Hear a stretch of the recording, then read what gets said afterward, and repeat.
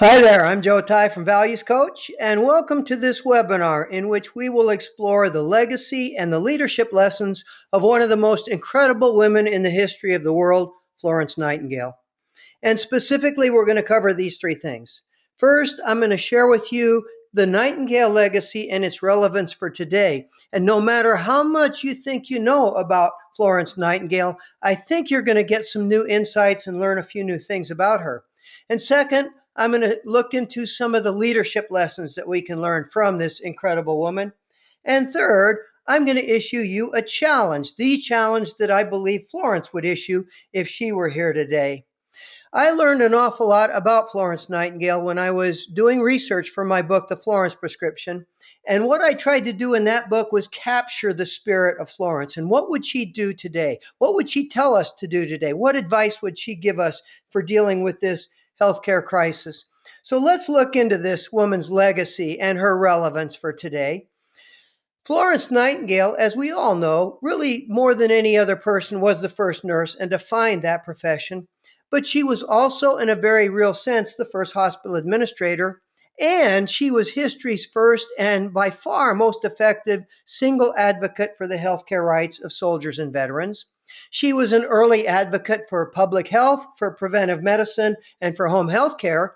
And more than any other person, Florence Nightingale laid the foundations for, was the architect of the hospital as we know it today. Mark Bostridge wrote one of the most comprehensive and best biographies of Florence. And in his book, he says, one does not have to look very far at all to see that the things that Florence Nightingale was concerned about, those remain our concerns today. And that's why her legacy is so relevant and so important for us. So let's begin by looking at the historical context.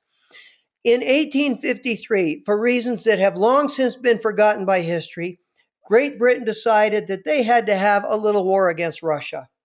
Now, the British generals, as depicted by this cartoon of the era, had not been in a shooting war for more than 40 years.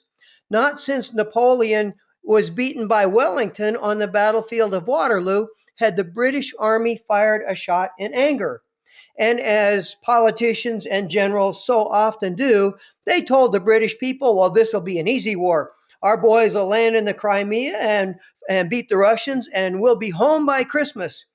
And what they had not accounted for was that the Russians decided they would fight back, as depicted in this painting of the era from the infamous charge of the Light Brigade.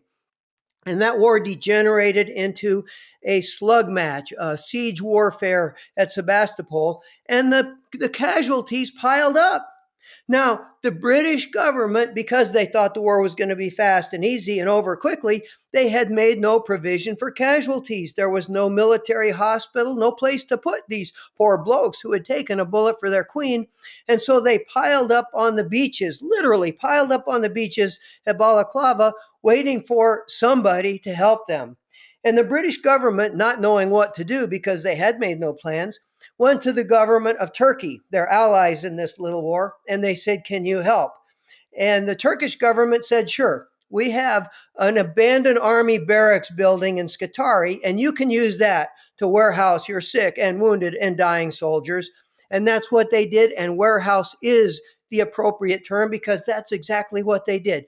They took all of these poor blokes who had taken a bullet for their queen and stored them. They warehoused them in this horrible facility.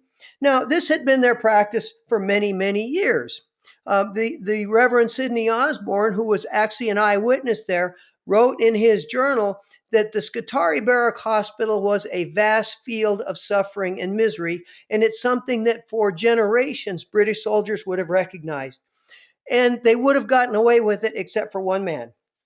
William Howard Russell was a reporter, and he was on site, and he had a brand new technology, the telegraph, forerunner to Twitter, and he was sending reports back to the British people about the atrocious conditions in which their sons and fathers and husbands were being treated at the Scutari Barrack Hospital. And there was this incredible public uprising. You must do a better job. And in the entire British Empire, there was only one person in a position because of education, because of her position to help, and that was Florence Nightingale. and she led a delegation of 38 other women to Scutari.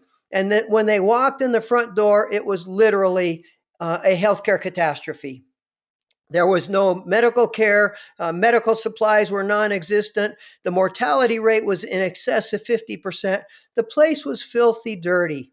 And in this painting, painted by a man named Jerry Barrett, who is actually there. In fact, that's him looking out the window, looking down on Florence Nightingale. You see Florence receiving the wounded at Scutari. And it was truly a disaster. She wrote a letter home to her father and said, "Surely this is the kingdom of hell." And we think we have a healthcare crisis. And yet, in the midst of this incredible catastrophe, Florence Nightingale, the lady with the lamp, more than any other person established nursing as a true, real profession. More than any other person defined what it means to be a nurse.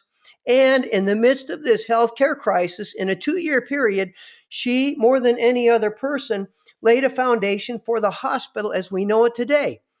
Literally every department in the modern hospital, with the exception of high-tech stuff that did not exist back then, you can trace its roots back to a 2-year period at the Scutari Barrack Hospital when Florence Nightingale quite literally laid a blueprint for the hospital as we know it today. She was the first person ever to actually number beds. You can see in this sketch done by someone who was on site. And the reason she did that is because she kept careful records on every patient. First time that had ever been done. First real medical records function in a hospital. And she was the first person ever to go back and study those records later in what became the first ever hospital epidemiology project. She was the first person ever to organize housekeeping and maintenance and laundry services in a hospital. This is the first hospital washing machine. They called it the laundry machine, where they washed and dried laundry. Prior to that, the rags used in surgery and amputations went from one patient to another without so much as being passed over a bucket of steaming water. And Nightingale insisted upon cleanliness. And in the process of establishing formalized housekeeping and laundry and maintenance services, without really being aware at the time of germ theory, she also established the first hospital infection control service. Oh, by the way, where do you think that laundry machine came from? She got a donor to donate it, and in the process established the first ever hospital philanthropy program. This was her own medication kit. She spent an exorbitant amount of time trying to procure supplies and trying to organize the procurement process. And she was, in effect, the first ever hospital materials manager. She hired a French chef, brought him down from France and said, "Please create recipes that are going to be healthy for our soldiers," and established the first ever hospital nutrition service, as reflected in this contemporary picture of a kitchen. She was the first person ever to organize systematic rounds. In fact, she would make rounds usually in the middle of the night and visit as many of the soldiers as she could as she went around. And she was the first person ever to insist that in this hospital, clinical triage would be on the basis of the patient's medical condition and not their rank in the military, not their religion, not their social standing. Back in Victorian England, this was radical, this was revolutionary. The military brass and the doctors all fought her. She fought back and she won, and she established a vitally important principle that I hope guides every hospital, clinic, and long-term care facility in America today. Before Florence came, the Scutari Barrack Hospital was a vast field of suffering and misery. It was what she called the kingdom of hell. And 2 years later, it was a well-organized, almost modern hospital, and it laid the foundation for the hospital as we know it today. Again, in his biography, Mark Bostridge wrote, "By the end of the war, the Scutari Barrack hospitals, this vast field of suffering and misery, had been transformed into efficiently organized, smooth running operations." All that in a 2-year period in the midst of a healthcare crisis. And the paradox is really captured in this newspaper article of the period. The military catastrophe, Cardigan undone at Balaclava in the charge of the Light Brigade, on the same front page as the Angel of the Crimea, Florence Nightingale saving lives of the injured. More than any other person, Florence Nightingale defined what it means to be a nurse and established nursing as a true professional calling. She also wrote one of the most influential books in the history of healthcare, Notes on Nursing. It has influenced generations of women, mostly women, to become nurses. And even today, while the language is a little bit archaic, even today it is well worth reading. She was the guiding light for the first School of Professional Nursing, which to this day bears her name in London. Here she is pictured with some of the graduates. And every year, Florence Nightingale would write a letter to the graduates, and those letters are still published. You can get it online, and it's called Florence to Her Nurses. And if you really want to learn about patient-centered care and what it means to have a great organization, a great culture, that would really be a good place to start. Florence Nightingale, as I mentioned, was the first effective advocate ever for the healthcare rights of soldiers and veterans. It was said that when she wandered through the halls at night, she couldn't stop and see every one of the thousands of sick and dying soldiers. But it was said that as she passed through the halls with her lamp late at night, that the soldiers would kiss her shadows as she went by. Mark Bostridge, in his biography, said Florence demonstrated that there was no limit to the lengths that she would go to serve her soldiers. And the picture on this slide, when she was buried more than 35 years after that war, her coffin was actually more than 50 years after the end of the war. Her coffin was escorted by octogenarian veterans who, they didn't remember the generals who sent them to war, the politicians who declared the war, but they remembered the lady with the lamp, the woman who, more than any other, took the time, took the caring, took the concern for their welfare. She was a pioneer in the use of statistics for epidemiology and for public health. Florence invented the coxcomb diagram, a forerunner to the pie chart. And in this very famous document, she explained why mortality rates fell so dramatically at the Scutari Barrack Hospital. Within a 2-year period, they went from more than 50% to under 5%. Because of her work with statistics, she was made the first woman ever to be a fellow of the Royal Statistical Society and got her picture on the cover of a math book of all things. And she did create a blueprint for the hospital as we know it today. Her book, Notes on Hospitals, which is just as important as Notes on Nursing, if less well known, influenced the design and the construction of hospital buildings for more than 100 years. This is the Sidney Herbert Hospital in London, built in 1866, shortly after the Crimean War. This is the first hospital ever constructed specifically to be a hospital, as opposed to having an old church building or something else being converted. And if you see the blueprint there, it's designed based upon Florence Nightingale's prescriptions. And if you're old enough, you have worked in a hospital that looks a lot like this. Back in the mid-70s, I was director of planning at the University of Iowa Hospitals and Clinics. And we had a building that looked a lot like this, and we still had 2 open wards. And those open wards had 32 beds. Why 32 beds? Well, because in her book, Notes on Hospitals, that's what Florence had said was the ideal for sanitation, for ventilation, for communication. And more than 100 years later, we were still following her blueprint. And for the bean counters out there, Florence Nightingale was really the first hospital chief financial officer. At the Scutari Barrack Hospital, she calculated cost per day, and then she worked hard to try to reduce that cost. She understood that if you want to provide a highly compassionate environment, you also have to be highly efficient. She understood the principle, no margin, no mission. She knew the mission was really important too, but she also knew that it had to be a financially viable operation. Now, there have been lots of books written about Florence Nightingale. Most of them are worth reading. But the real question in my mind, and the reason I started my book, is asking, what would Florence do today? Again, Barbara Dossi wrote a wonderful book on Florence Nightingale today, she and her colleagues, And she said, Nightingale's enduring legacy is socially relevant because the profession of nursing is showing signs of losing its soul. It is in crisis. That is a very powerful statement, but it's not just nursing. We're hearing about physician burnout. We're hearing about people not wanting to go into the healing professions. We're hearing doctors say to young people, why do you want to become a doctor today? They've taken all the money, all the fun out of it.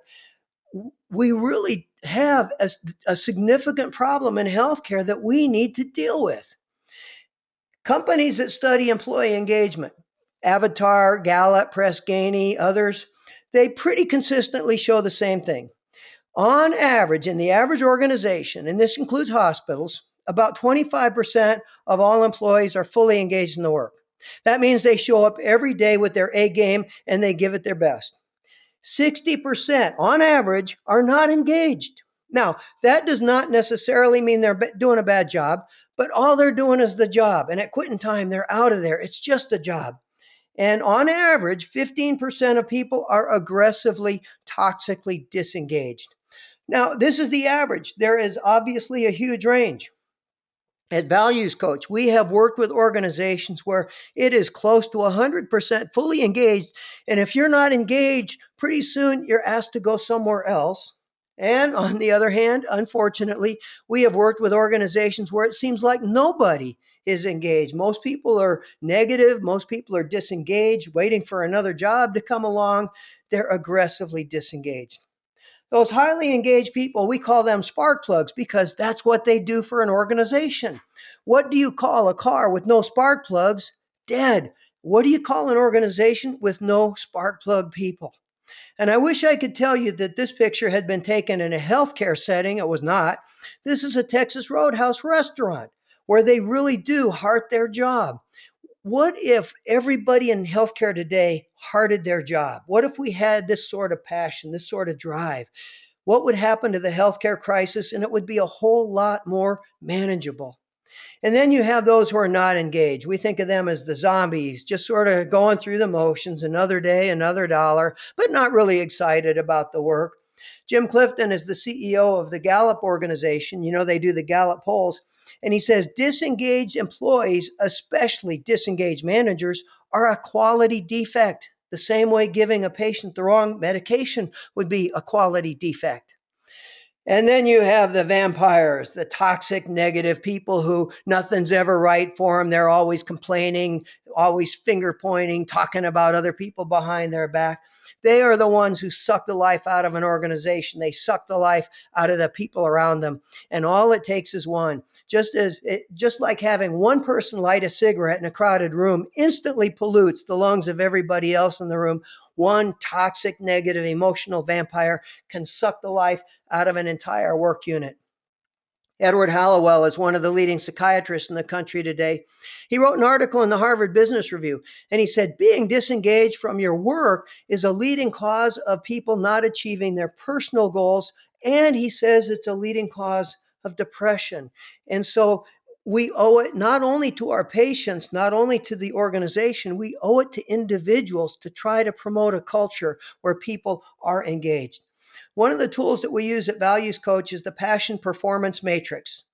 And we correlate passion and performance. So high passion, low performance, you go to your sporting event, jump up and down, wear a cheese head, whatever you do. You are not having any impact on the game. No matter how passionate you are, there is no performance requirement. Watching reality TV, no performance requirement, and I hope that's not what gives you passion in life. The sweet spot is that upper right. You're passionate about what you do. You're performing at a high level. You're good and committed to getting better. But in healthcare today, there are far too many people who think it's okay. If I do a good job, it's okay to have a negative attitude. We call that the Sarah Rutledge quadrant because in the book, The Florence Prescription, there is a nurse named Sarah Rutledge, and she is the nurse who's got excellent clinical skills and a toxic negative attitude. And here's the deal. You cannot move somebody from that lower right of high performance, low passion to the upper right where they should be by holding them accountable. You cannot hold people accountable for the things that really matter. And that's why you really have to be careful about trying to build a culture of accountability, because you cannot hold people accountable for caring, for compassion, for empathy, for pride, for loyalty. Nobody ever checks the oil in a rental car. You'll put gas in the tank if it's in your contract because you're accountable for that. But you won't wash it and wax it, and you won't check the oil because there's no pride of ownership. You'll only do what you are accountable for. No one ever won a Daisy Award by doing the things they're accountable for. People get awarded a Daisy Award by going above and beyond the basic line of accountability. And I'm very concerned about this, and you should be too.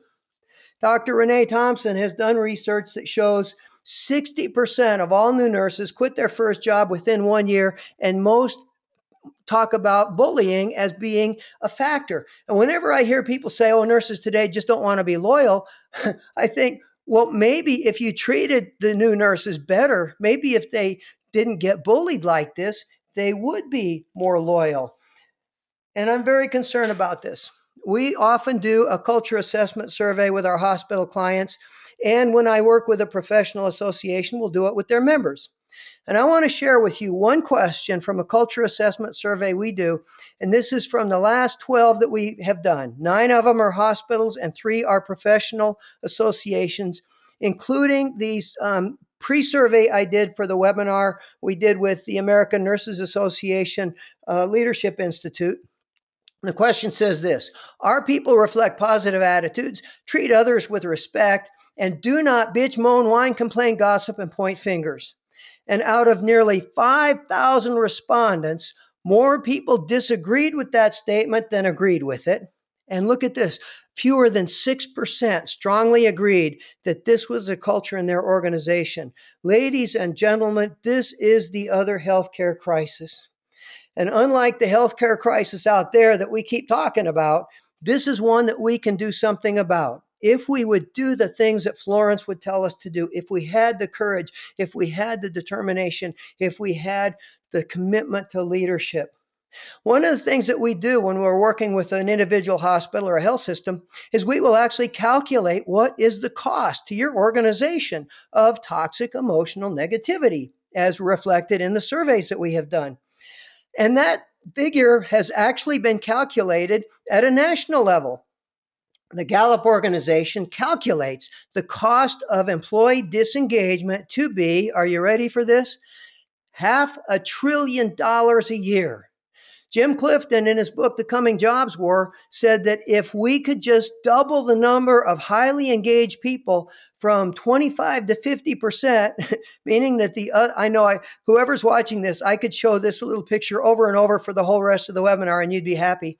But Clifton says if we could just double the number of people engaged, meaning that half of us still aren't, it would do more than every federal stimulus program ever to eliminate the problems in this country.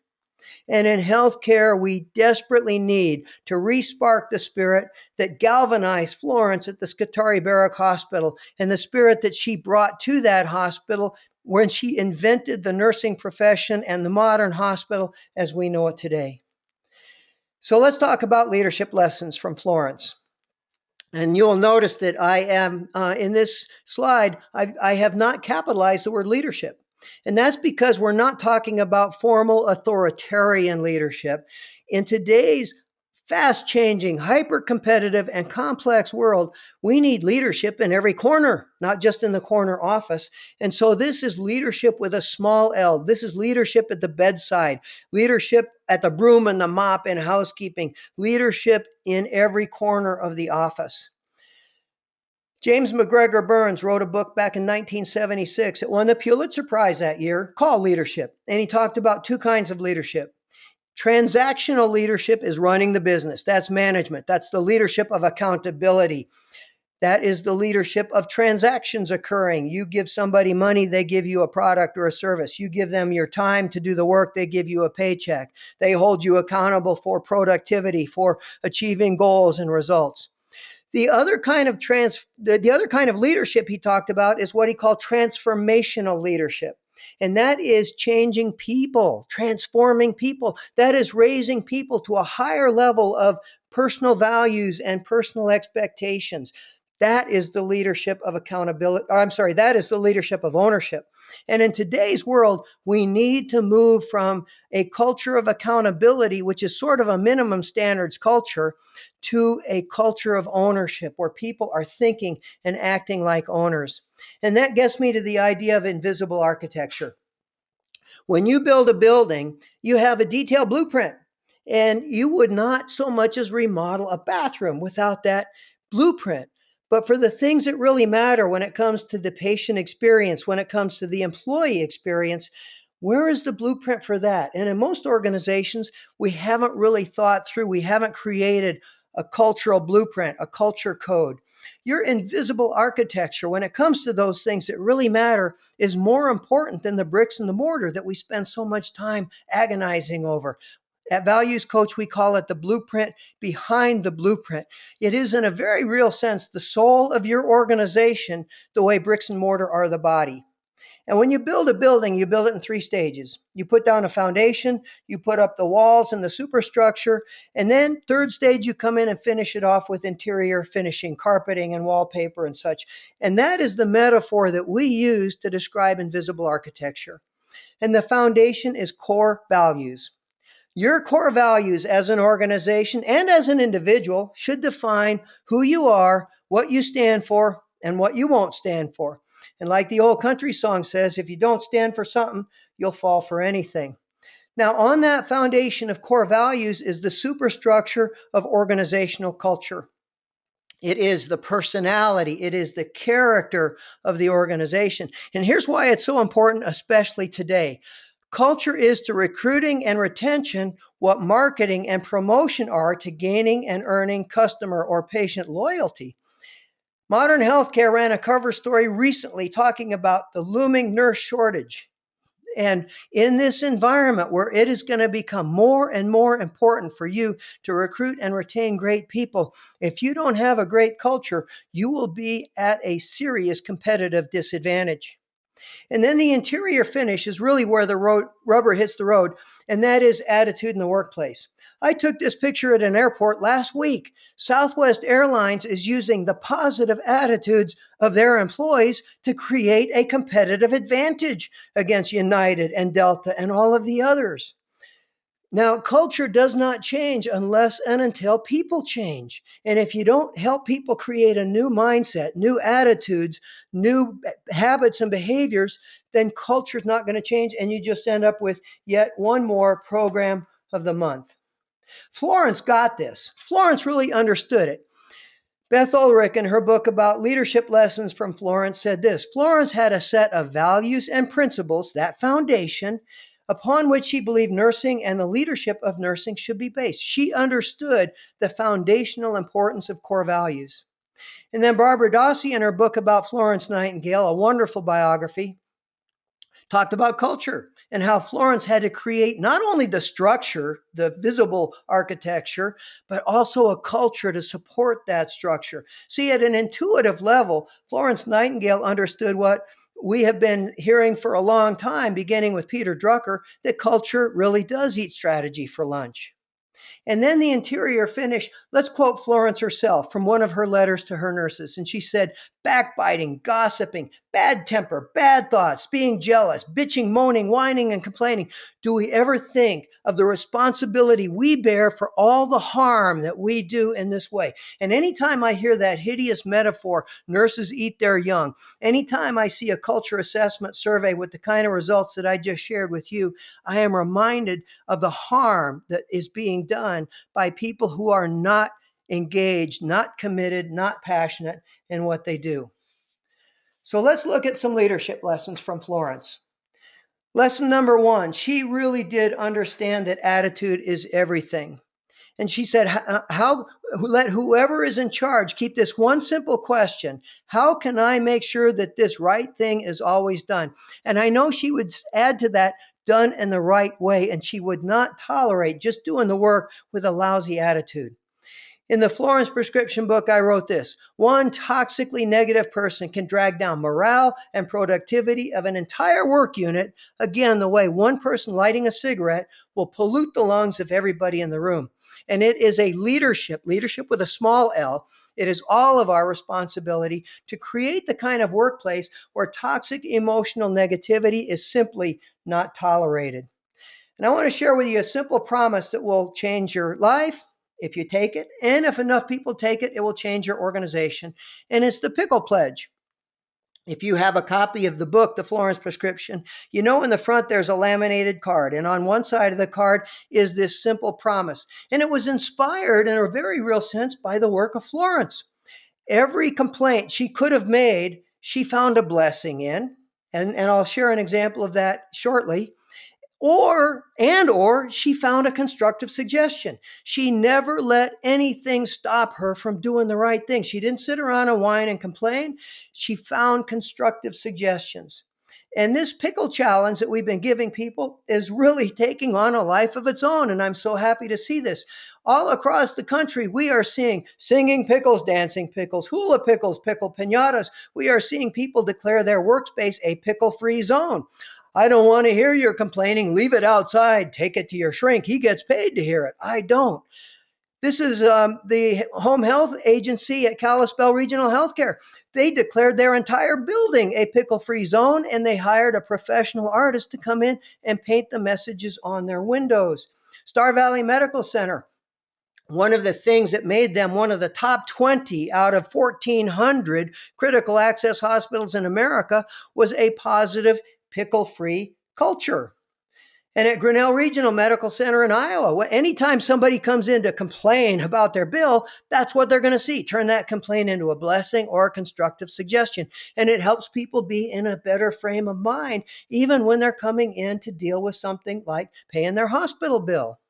One caveat: if you try to do something with this pickle challenge, with the pickle pledge, you'll get some resistance, and it will be the most vocal, the most vociferous from people who would benefit the most from it. Not only at work, but at home, their families would benefit if they could change their attitudes and become more positive. And that is why it is so important for you to stay with it, to not let it be just the program of the day or the week of the month, but really to stay with it. One more thing: the people who are going to be most vociferously opposed, almost always, they're the ones who are causing you the most trouble. And you got to override that resistance. Lesson number 2, keep raising the bar. Florence Nightingale said, were there none who were discontented with what they have, the world would never reach anything better. We'd still be hunting and gathering. Nightingale herself stayed very committed, very active, almost up to the day of her death at the age of 90. And in healthcare today, there are so many people who seem to have given up. They're discouraged, they're demoralized, they're depressed. And she would remind us the problems are always going to be there. The difference is the attitude you have about the problem. Keep raising the bar, keep raising your sights, and never give up. And lesson number 3, lead from the front. As Gillian Gill pointed out in her book, Nightingales, Florence spent a lot of time, especially in the first horrible months when they were trying to get things back on track, doing individual nursing work, and she almost always chose the most dangerous places to be. She always led by example. She always led by the front. She never asked anybody to do anything that she wasn't willing to do herself. The only truly effective leadership, and again, I'm not talking about just leadership from the corner office. I'm talking about leadership at the bedside, leadership in the nursing unit, leadership in the cafeteria, is leadership by example. Related to that, lesson number 4 is empathy. Mark Bostridge commented on Notes on Nursing, and he said, above all, this book encourages the idea that good nursing stems from empathy, from an ability to engage in an imaginative sympathy with someone else's feelings when you can't have any idea what those feelings are directly yourself. Florence Nightingale anticipated the idea of emotional intelligence and social radar. Daniel Goleman commented about it by almost 150 years. Daniel Goleman said that social radar, empathy, the ability to read the emotions of another person, is one of the most important skills, and it is a skill, it's a learnable skill of emotional intelligence. Lesson number 5, loyalty. Florence Nightingale, in one of the letters she sent to her nurses, said, "May we each and all of us nurses be faithful to the end, remembering this, that no nurse stands alone." And notice she capitalizes the word nurse in the original. And to me, that is the ultimate in loyalty. When I hear things like nurses eat their young, when I hear the kind of toxic emotional negativity that you see all too often in the healthcare setting, that is really a violation of the loyalty that we owe not only to the organization, not only to the patients we serve, but to each other. When Nightingale got back to England from Scutari, she personally made the effort to assure that all of the women who went with her to serve there found a job at home. She didn't ask for any credit. Very few people know that she ever did this, but that, to me, that is loyalty. Loyalty is doing the work, making the effort to try to help somebody else. And she never gave up her loyalty to the British soldier. The only known recording of Florence Nightingale's voice was made in 1890 by Thomas Edison himself. And you can find it online. It's about a 1-minute recording. And here's what she said: "When I am no longer even a memory, just a name, I hope my voice may perpetuate the work, the great work of my life."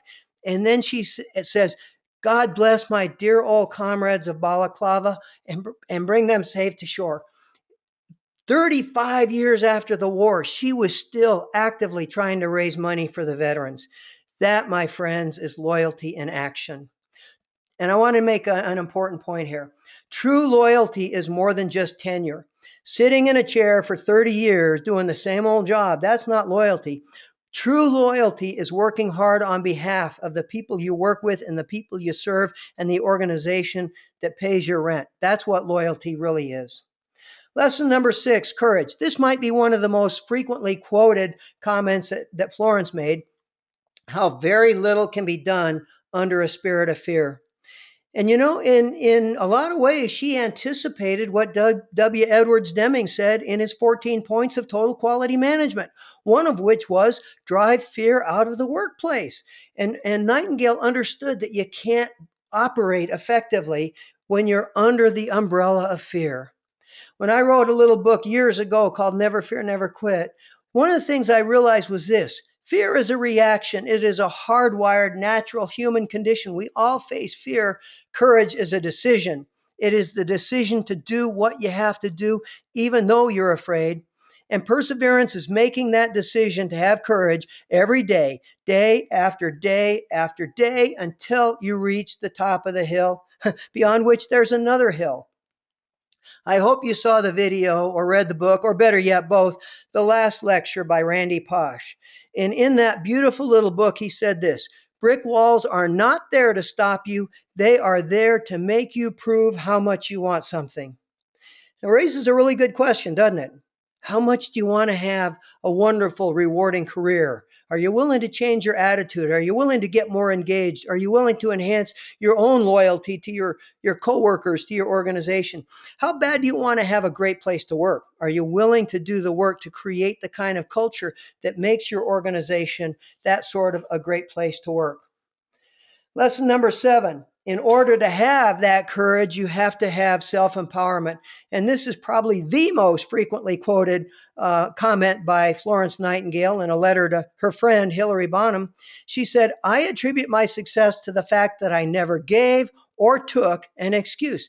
That is what self-empowerment is all about. One of the tools that we share, and it is the other side of the laminated card in the book, The Florence Prescription, and there's also an entire chapter in the book about the Self-Empowerment Pledge. One promise for each day of the week on being responsible and being personally accountable so no one else has to hold you accountable, on being determined. One promise for each day of the week. And then we also have a set of wristbands so that every time you put on the wristband, you give it a snap and it reminds you, on Friday, I'm going to be resilient no matter what happens to me. Wednesday, I'm going to be determined and I'm going to get the things done that I have to get done. And again, in hospitals all across the country, we're seeing people wear these wristbands as a reminder, not only to themselves, but as a reminder to the people around them: I am making this commitment to myself to be self-empowered. Lesson number 8. Building on that idea of self-empowerment is the leadership lesson of initiative. And Florence said you should never lose an opportunity to start something, get a practical beginning, no matter how small, because it is wonderful to see how the mustard seed germinates and roots itself and turns into something big and magnificent. Barbara Dossi in her biography said when doctors would say we can't, Florence responded by saying we must. And one of the things that we share with hospitals, and you can get this on the Florence Challenge website, is a big banner that says "Proceed until apprehended," and the subtitle says "Because leadership does not require a management title." Now, I will tell you this: I more often try to talk people out of buying one of these than I try to talk them into buying it. Because if you don't really believe that, if that's not really going to become part of your culture, to tell people to proceed until apprehended and then to apprehend them without giving them the opportunity to make decisions and take actions on their own, that can actually be counterproductive. So don't adopt these words unless you're serious about it. If you are serious about it the way they have been at Midland Memorial Hospital, it will change your culture and you will see people where it's changing their lives. And lesson number 9 is commitment. In a letter to Sidney Herbert, Florence Nightingale, talking about that vast field of suffering and misery, what she called the kingdom of hell, she also said she saw, and I quote, "the finest opportunity for advancing the cause of medicine and erecting it into a science." She actually wanted to start a medical school right there at the Scutari Barrack Hospital, and what better place? Here was somebody who was committed to her profession, committed to the people she served, not just the 2 years she was there, but until she passed away at the age of 90. And again, in the book, The Florence Prescription, and this is something Florence herself would have said, I wrote, we need to see opportunities where other people see barriers. We need to be cheerleaders when other people are moaning and whining and crying, doom and gloom. We need to face our problems with what I call contrarian toughness, because it is in how we solve our problems that we create strength of character and we differentiate ourselves from everybody else. So let me wrap up with this. I would like to give you and your organization the Florence Challenge. I asked the question at the outset, what would Florence do? Florence, I believe, would remind us that taking care of the sick and the injured is not just a business, it is also a mission. And that being a member of the healing professions should be a calling and not just a job. And I believe she would tell us, you need to start a movement.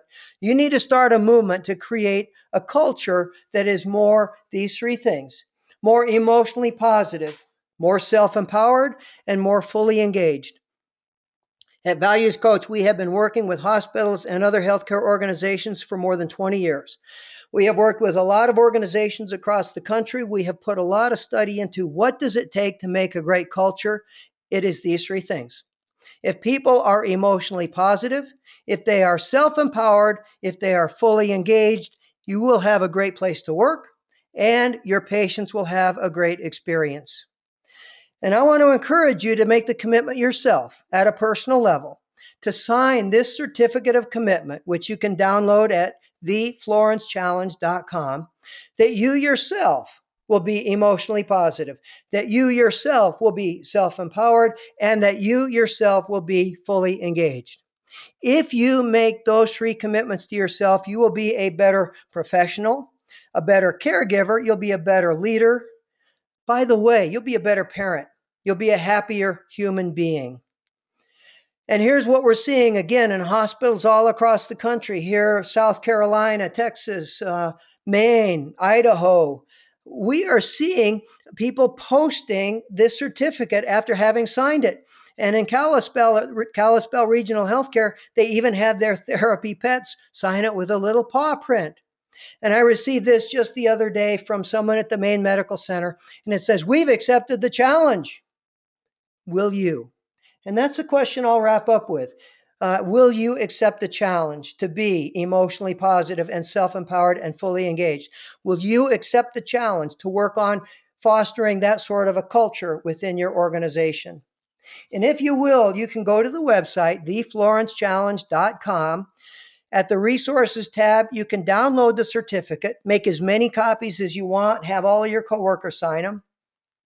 You will also find a leader's guide, a study guide, and many other resources that will help you create a more positive, more productive culture of ownership in your organization. And if you'd like to learn more about the Florence Challenge, if you'd like to order copies of the Florence prescription book, which by the way is still just $5, we have more than 300,000 copies in circulation now. Or if you'd like to learn more about what we can do to help you build a culture of ownership, feel free to give us a call at this number, 319-624-3889, or contact us by email. And Michelle Arduzer is our Director of Client Services, michelle@valuescoach.com. So let me wrap up with this. Again from the book. If we each do our part, we will change our lives for the better. If we all do our part, we will change our organizations for the better. And in changing our organizations, we can change our world for the better. You know, if enough of us made this commitment, if enough of us would change our organizations, if we would take the Florence Challenge to heart, maybe the healthcare crisis wouldn't be so overwhelming. Maybe we would deal with it more effectively. Florence Nightingale had no time for symbols, said Mark Bostridge, but for us, the lamp carried by the Lady of the Lamp still burns. And so it's very appropriate for us to let Florence herself have the last word in this webinar.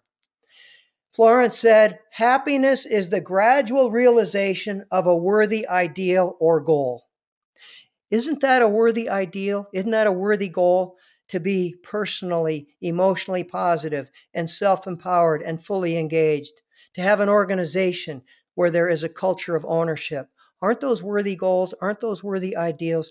Aren't those things that are worth working for? Aren't those things that are worth fighting for? I think Florence would say yes. I think she would say, we do need to proceed until apprehended. Again, I'm Joe Ty from Values Coach. I want to thank you very much for joining me in this webinar. I hope you found it helpful. Please let me know if there's anything else that we can do to help you. See you later.